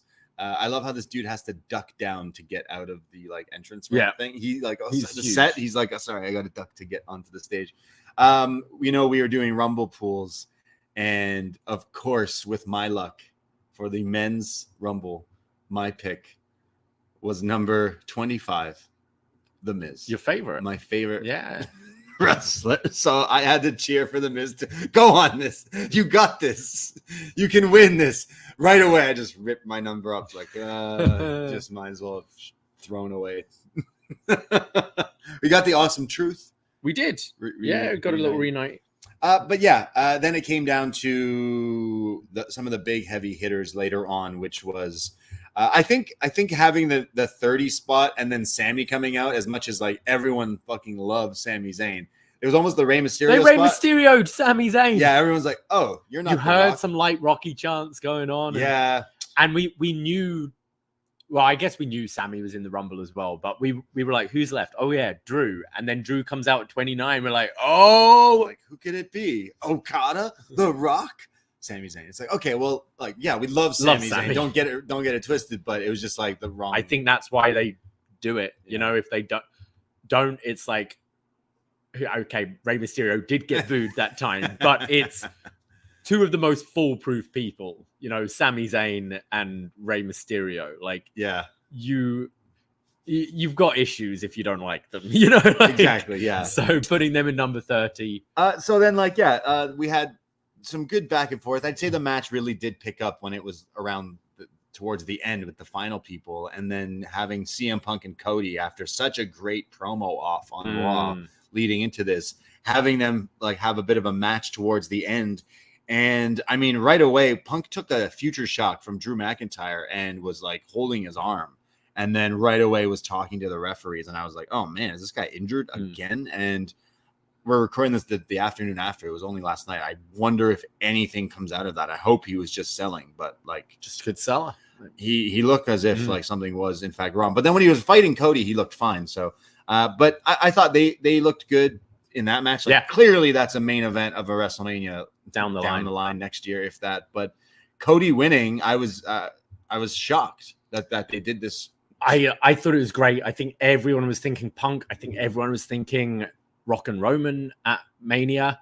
We'll get onto that in a second, but I thought it ended up being a really good surprise. I think, especially when you've got two titles and you've got Elimination Chamber, with Cody winning last year, like you could just go, all right, well, Punk's winning this one and Cody's winning Chamber. You know, whoever doesn't is winning the next one. Yeah. And I thought I really liked the decision of having Cody. We now know it's Cody versus Roman. I liked this part of it. During the Men's Rumble, you had Seth in a box watching the show, and then you had Roman and Paul Heyman watching the show too. And then when Cody won, there's a few things to unpack here. After throwing CM Punk out to win the Royal Rumble, Cody too sweets and does the finger guns. Yep. Purposely, obviously. His reasons, not too sure, but you can try to put that together. And then points at Roman and goes, "Bitch, I'm coming for you." Yeah. Round 2, motherfucker. He brought up in the presser as well, like going to the Elite. He was like, there were like things reported that are just not untrue, but that they were untrue. Yeah. About me leaving, because there were reports of him and Bucks and the Elite falling out. So he did it last year as well, the two sweet and the finger gun thing. So that was cool. But I liked the champions in the box. Something that was a cool little. I showed you this video before recording today. If you haven't seen it, search Seth Rollins. So he's watching the whole Rumble, right? And someone got a video of him, and Seth Rollins is just like you and me, just like all of us watching the Rumble last night. 3, 2, 1.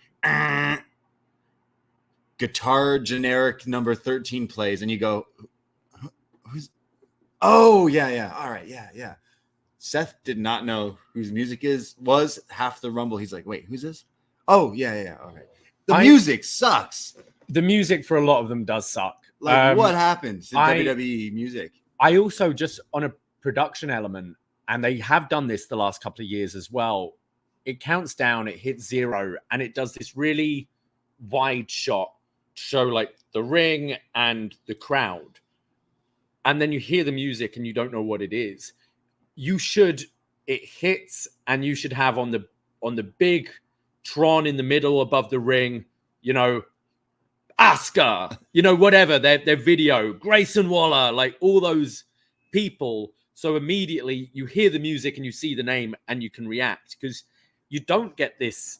You don't hear the pop because the whole crowd are doing the same thing. Yeah. Everyone's like, who's that? Who? Oh. And then it like shows up their video and the person comes Candice out. LeRae. Okay. Okay, cool. So they need to fix that for like future Rumbles. But something I really liked about this was they're playing since, it's his name Lee Fitting off the top of my head, the new Kevin Dunn. Okay. They played with a lot more like sports like elements. So you've had like on Raw last week, you had Cody and Punk showing up earlier in the day. It's showing like the time they showed up. During the Rumble, you had the little graphics of who's been in for how long at this point. Yeah. You even had like the championship winners shirts that like the winner of the men's Royal Rumble, women of the women's t-shirts, like you have in the like NBA championships and all that. So all these little touches I quite liked, but I think you should have something that in the Rumble you immediately know who's coming out as soon as it hits zero. It hit because the themes just aren't the same like they were. Like, you can't tell me what Omos's theme is, Ivar. I don't care if you watch Raw every week. Like, some of these themes are so similar. They all, it's like, who is this? What, why isn't it like so stand out before? Like, certain people's themes, of course, still do kick in. Like a Nakamura's theme hits, you know who that is, right? But a huge majority, like, the other thing I found funny is we can't concentrate on commentary as much when watching in an environment like a bar. So Valhalla came out in the women's, and Michael Cole is losing his mind. Yeah, what was going on with that? As if like Stone Cold Steve Austin just returned. Apparently it had something. I was listening to John and Way, and it was something to do with the antlers she was wearing, because I think Michael Cole like talked about her antlers during an entrance and she wasn't wearing any, so Wade Barrett was like ribbing him throughout the whole thing. Right. So I think when she came out here and she was wearing antlers, he was like, yes, wow, yes, look, Valhalla, antlers. I was right. I didn't know what that was. But from us, we were like, calm down, dude. It's Valhalla. Like, it's Sarah Logan. Max the Impaler. Yeah. That was funny. But overall, yeah, I'd say how I felt with like last year's and the year before that. It didn't quite hit maybe the way like I kind of wanted it to, but it's the Rumble. It still had some fun moments and stuff. Like, thinking back to like some of the different matchups, like it did a good job of like, okay, what if those two were to have fought? But like, and Omos and Braun Breaker, it's like, wow, two pretty big guys. I mean, obviously Omos is a lot taller, but it didn't make me go, wow, I need to see that at like. Well, I don't think there's an Omos match. I necessarily want to see. Yeah. But you did see Braun Breaker and Gunther going at it. Yeah, as that well, was pretty which cool. was. I want to bring up The Rock. Like, so no Rock. Okay, Cody won. He's finishing the story. Do you Rock and Roman apparently not having at Mania? Do you think that has anything to do with the Vince stuff this week? And Rock, I mean, he's on the board. He's very much in bed with the company. But is it a way of him, for now, distancing a bit? Or was this never the plan? And maybe to put doubt in people's heads to make this Rumble more exciting, Rock putting out little, like in an interview, as it was like Wednesday or Thursday, an interview came out where The Rock was like essentially saying, yeah, I'm facing Roman. And was it never meant for Mania? Are we getting it at Chamber, or is Cleveland getting it in SummerSlam, or are we getting it in Money in the Bank? You know, like. Yeah, reports like The Rock. If, in my opinion, if The Rock were to come back, it'd be for WrestleMania. I agree. That's the show. You know, that's the one. There's 2 nights. You could have Roman face The Rock night 1 and then face Cody the next night.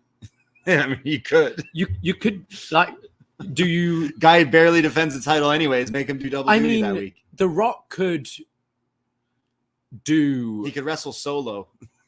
I mean, if you did Rock Roman night 1 and Cody Roman night 2, night 1 could be Rock is like, I'm not going to be sticking around, so I have no interest in the title, but I do need the title of being the tribal chief and the head of the table.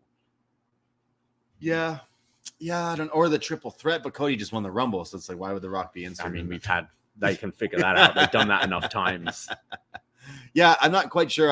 You should do Rock Roman night 1 and the winner face Cody night 2. Like, there are certain things you could do.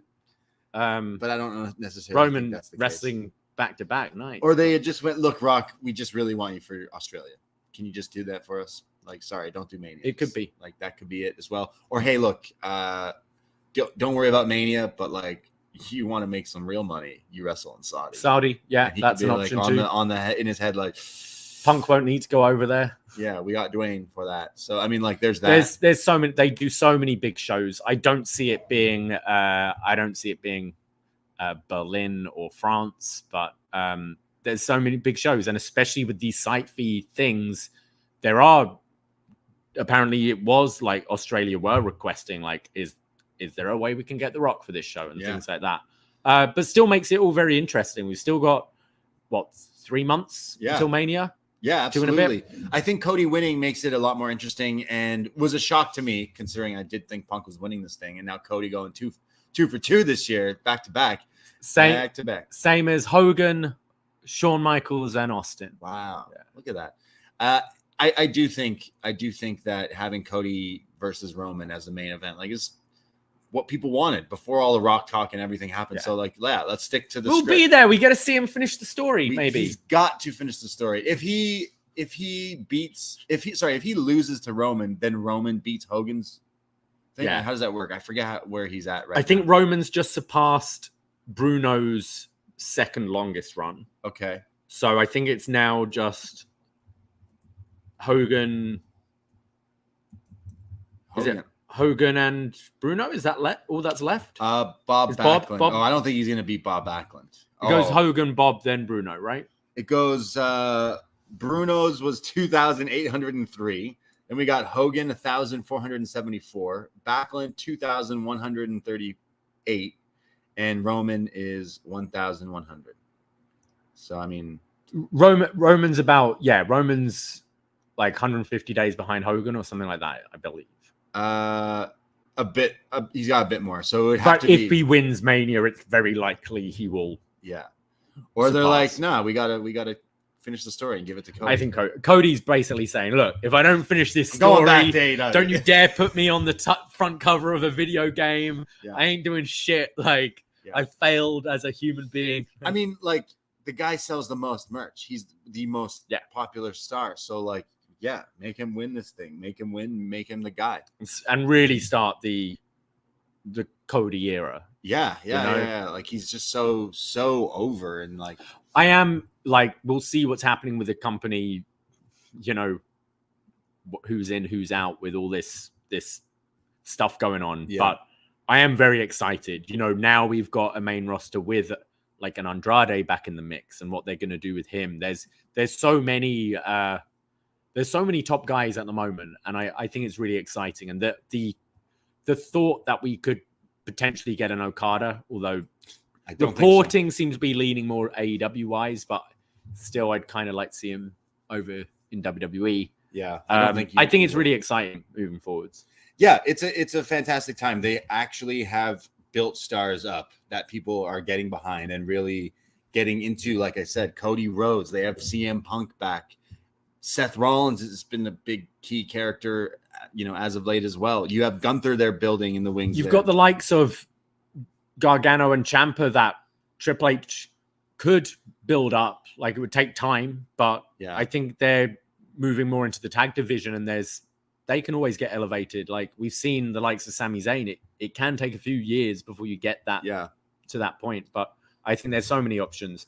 Damian Priest has still got the briefcase. Like, he's still a thing. And but they have like so many big marquee characters that everyone's interested in. So I do think they're firing off on so many cylinders here of like, so many different fans can latch on to so many different talent and be supporting and watching. And like, clearly WWE's doing right. It's at the biggest gate non-WrestleMania ever. It's like, it's because it was so many people. And people were so tuned into watching. I think they did a really good job of promoting this Rumble with the big stars, Cody, Punk, Drew, Gunther. Like, again, all the big players, like, they did a good job of making you want to watch this. And for the next few months, I'm sure they're going to continue this thing, as Triple H was saying in his press conference. We're doing really good right now. Let's talk about the positives, as much as he didn't want to talk about the negatives. But like, as a fan right now is looking good. Vince is gone. The witch is dead.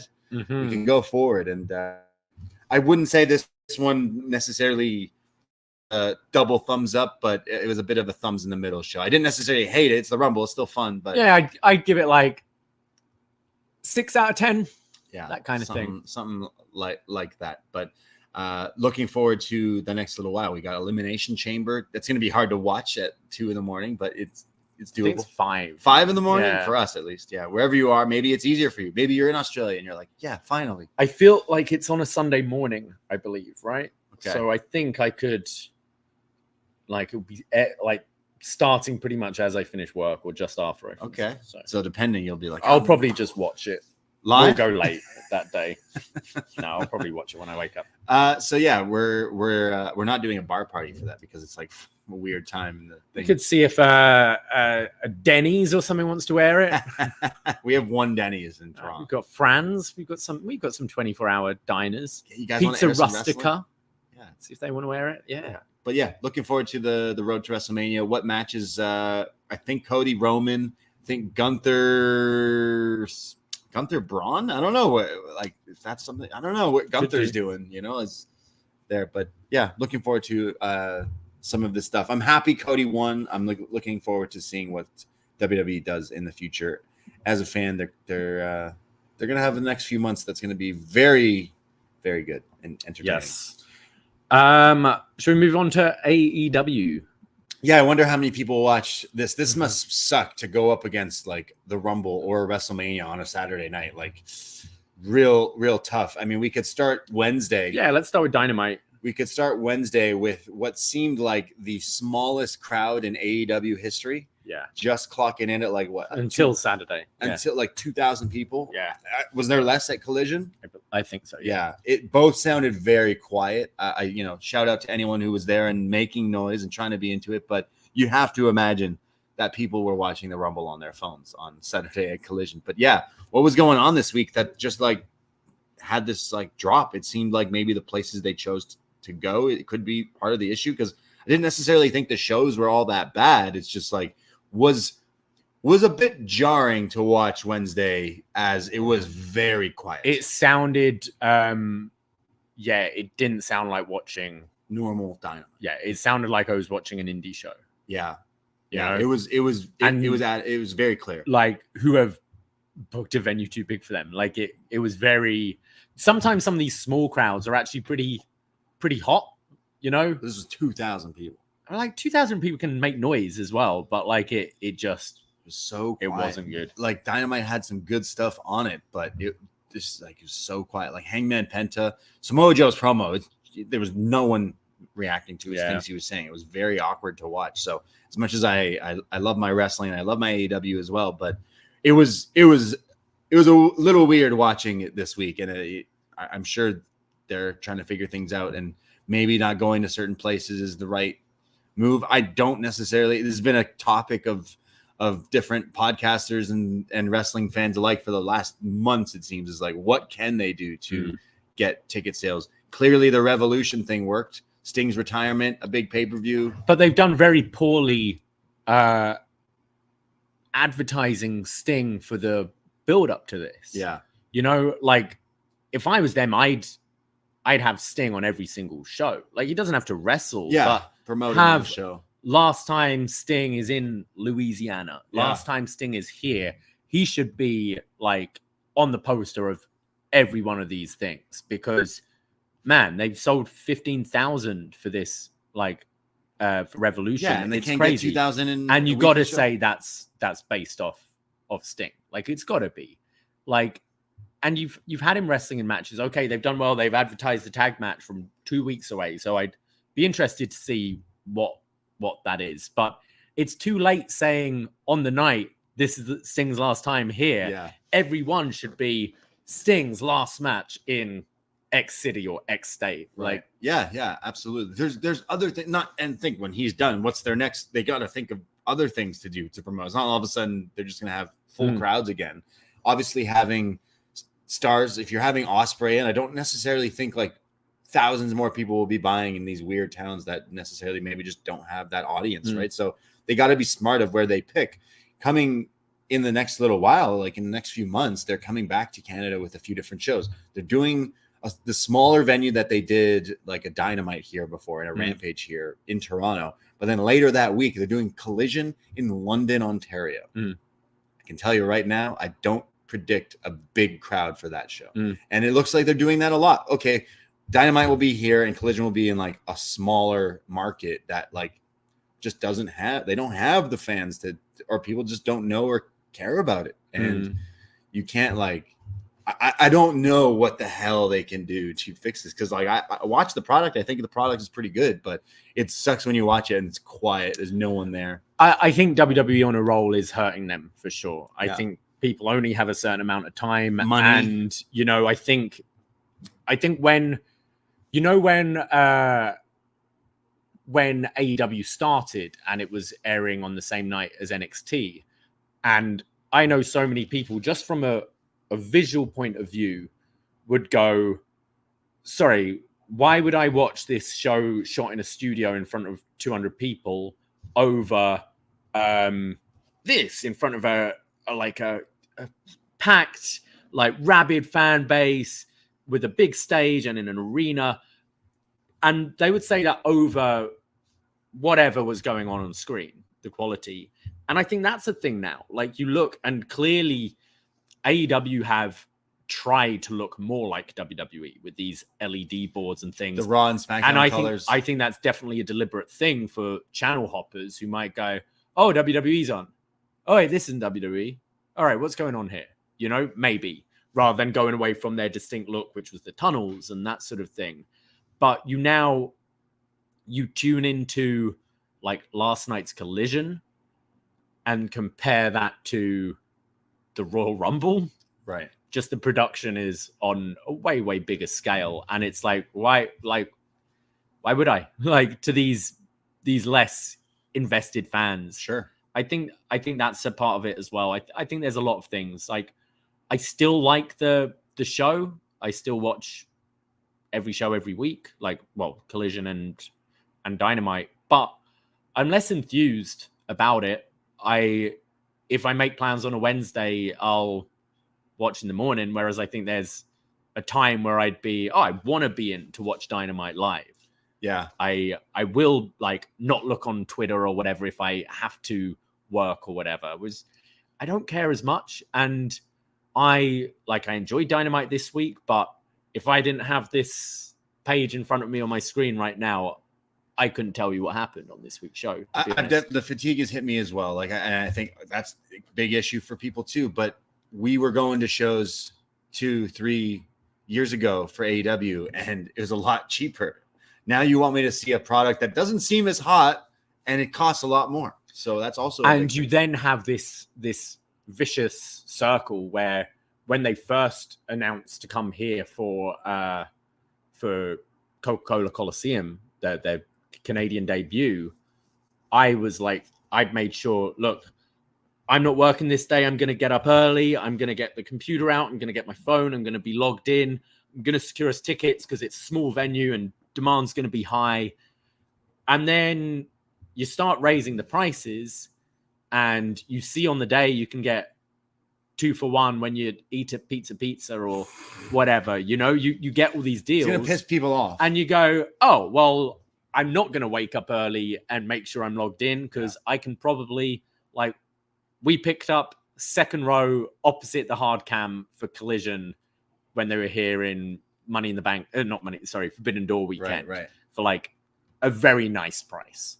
I have no interest in buying tickets in advance, whereas I think you need to be hey, you want to get these when they go on sale because the demand is so high that prices are only going to go up after that. Yeah, and that is the complete opposite. So their advanced sales are going to be poor.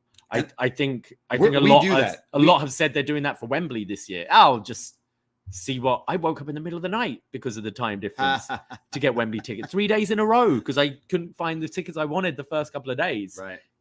And now I'm just, I might be in London. I'll see what I can get 5 minutes before the show starts. It's funny. We love wrestling so much that we talk about it all the time, and it's part of our jobs, and we go to so many shows, but even us are nah, we'll buy them on the day. You're not fooling me again. It was that Rampage. We'll never let it go. Yeah. And if that happened to us, I'm sure it pissed off other people. Yeah. I'm sure other people went, wait a second, I could save my $100. I got to third WWE. row for $6. Yeah. Cool. Yeah, I'll do that. Furious for some stories you hear of people going to these shows, and it's not just here; it's everywhere they go. It's imagine you spent $100+ on a ticket that someone got for $5 on the day. You'd be mad. Yeah. And I'm sure that's also a reason why people aren't buying as many tickets. But also, AEW isn't necessarily geared to the family as much as you see in WWE. WWE, you see a lot of big families going, kids and stuff. AEW, you don't see as many kids. you still see like, you know, the kids in like Darby Allin face Sure. paint dressing as Orange Cassidy, like There's some. Acclaimed like shirts and all that. The ones that say "Scissor me, Daddy" on it. Yeah, exactly. Yeah, I don't know. I thought Dynamite was fine this week. I am enjoying Joe's title reign so far. Adam Copeland, Minoru Suzuki didn't really do it for me. It was fine. It didn't get to like levels that a Suzuki match could get, but he's also getting older. I think maybe I've seen enough Suzuki matches doing this style now. I didn't know whether Adam Copeland was like, because he is a pretty good actor. I didn't know if he was just selling really well or was like, fuck, that guy like fucking rocked me a few times. I was still entertained by it. I think it was fun, but it was, again, the whole episode was hard for me to watch because it's so quiet. Yeah. Just like, it felt like no one was there. Mm. It felt like COVID times where it was like, okay, there's a few people in the crowd. It was jarring to me. And I was like, oh, are they in trouble? Because like Mercedes coming in, Okada coming in, Ospreay coming in, maybe, you know, like, I mean, Ospreay is coming in, but like the other two, like, are they going to all of a sudden move needles, like sell tickets? I don't think that's how it works. Like there'll be some initial interest for Sasha. Yeah. I'd say, but maybe like, I don't know if it's too late, you know, like I think maybe she left WWE and 3-6 months later, she debuted in AEW doing the Stardom thing and the New Japan thing. Maybe people are like, I've seen her outside the company now. It's not as exciting. Yeah. Maybe. I don't know. I don't know. They're in this weird place right now. And I do think a lot is to do with WWE just being on fire. And yeah, I mean, we joke about, I thought, you know, running Daly's place, that had a pretty hot crowd the other week. There wasn't a lot of people still. No, I don't know. I don't know what they can do at this point. Yeah, it's really tough. And I hope TK's tweeting 2024 is going to be like 2021 AEW. It's like he acknowledges that this year and the last year. I will say from a business point of view, especially internationally, WWE moving to Netflix should be good for them because you're going to have their price still isn't going to be as high as WWE, but they can probably ask for more. Obviously in the US, you've still got NXT and SmackDown on like traditional cable, but you've got the rest of the world, like a BT Sport is going to be losing WWE. Like, would they put in an offer to give a better deal than ITV are giving right now, putting it in a better time slot rather than a replay a bit later? Will you see the properties split and, you know, one property go to a different channel that like Fox, like I can't see them dipping their toes in wrestling again, but they'd offer way less. They wouldn't pay anywhere near what they paid WWE, and to have another wrestling property on a show which is relatively cheap to produce and is all year round, I think you could see like television rights being a good thing for AEW moving forward. And like, maybe, I know we feel like it's flogging a dead horse a lot of the time, but a Ring of Honor might have a better chance of landing somewhere now with WWE gone. Like WWE is not going to be on TV in Canada. Like in Canada, there's not going to be any wrestling on TV. Same as the UK, same as a lot of countries. So I could definitely see them start selling a Rampage to another network, a Collision to another network. Damn. And if that TV company is then putting more promotion into it, maybe the word does get out there a bit more. You know, you flick on TV and you're seeing Sasha Banks being advertised for your local area, and Sasha Banks wrestling again, Mercedes, whatever. Yeah. Don't know. Yeah, it's true. Like if WWE does well, then wrestling does well, right? Like that's like the case. It's just they were the competition that almost kicked WWE in the ass to be like, oh, we should like step up. We can't be outshined by these people. And it's like almost like it was what launched them to start doing better. Yeah. Right. And then now AEW's like, fuck. We could also totally see a SmackDown moving to a Wednesday night. Yeah, I don't know if that's necessarily what would happen, but Why? like they have- Friday's a terrible night for it to wear. yeah. And there's not a whole lot going on Wednesdays, really, is there? So just put it on Wednesday. The Wednesday Night Wars. AEW get destroyed. It would just destroy him. And Yeah. that's kind of what they want to do, I feel. Maybe. And then they'll move, and then they'll move that.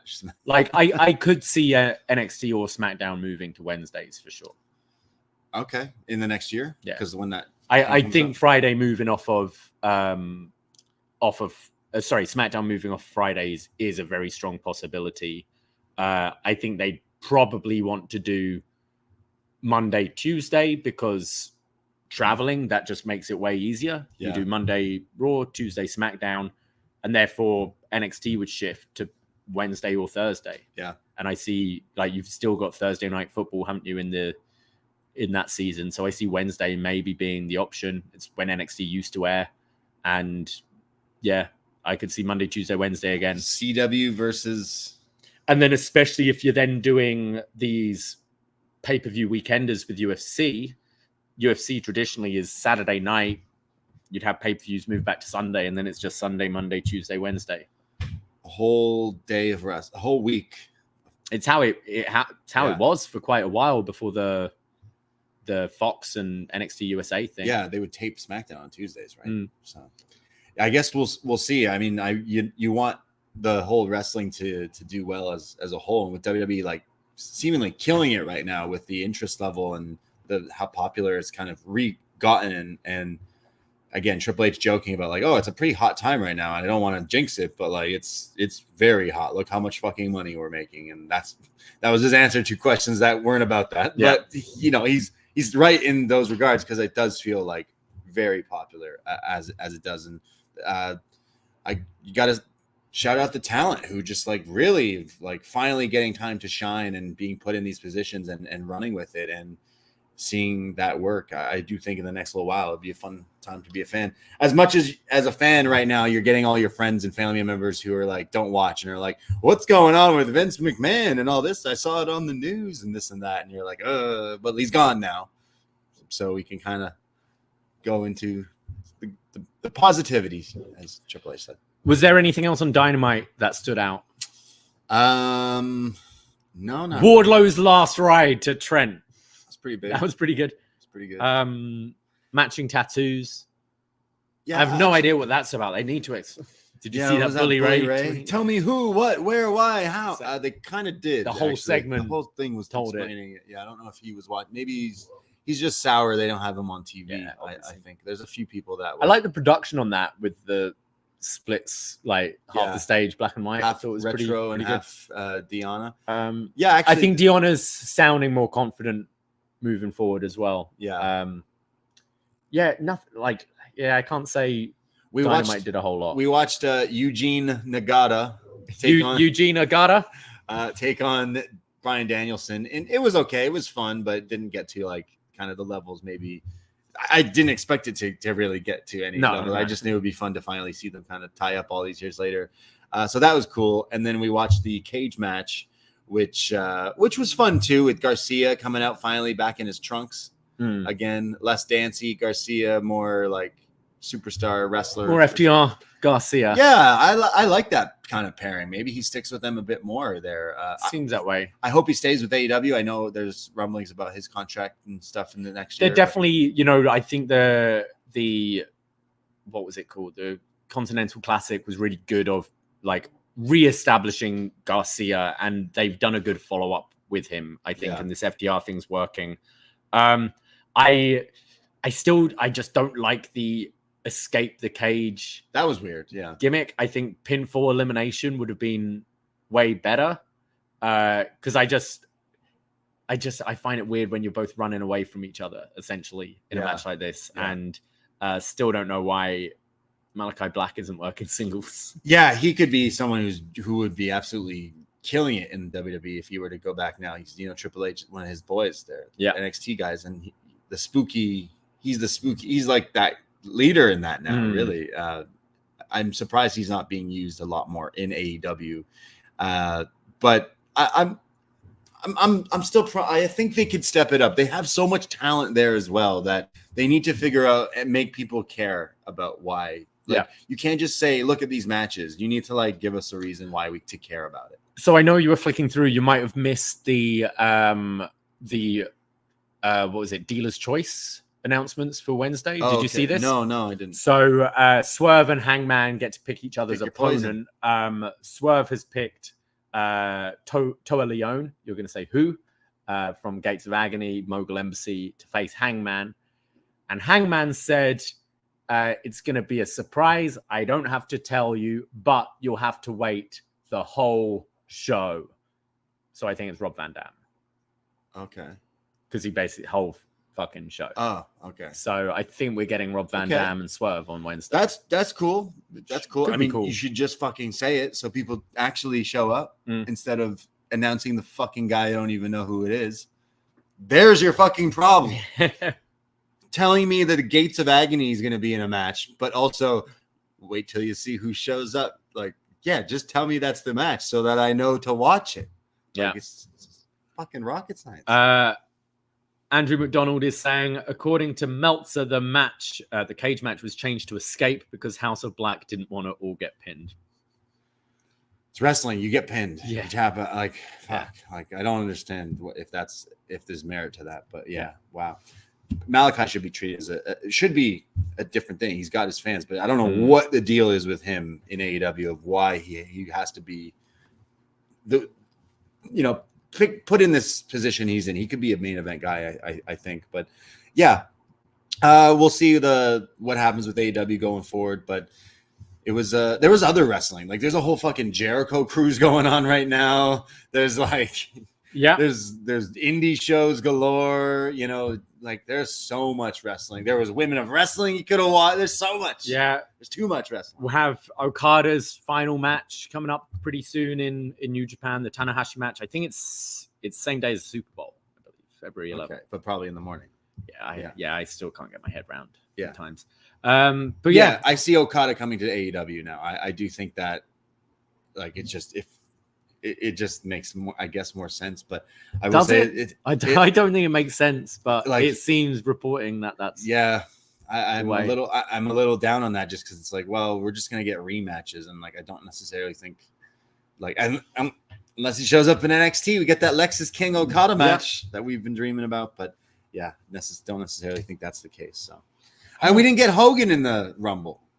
I again wonder if that's another audible. Like, we've seen the reports about Brock, but Hogan still gets a lot of negative press, and bringing Hogan out the week where these allegations against Vince, I don't think is a good look.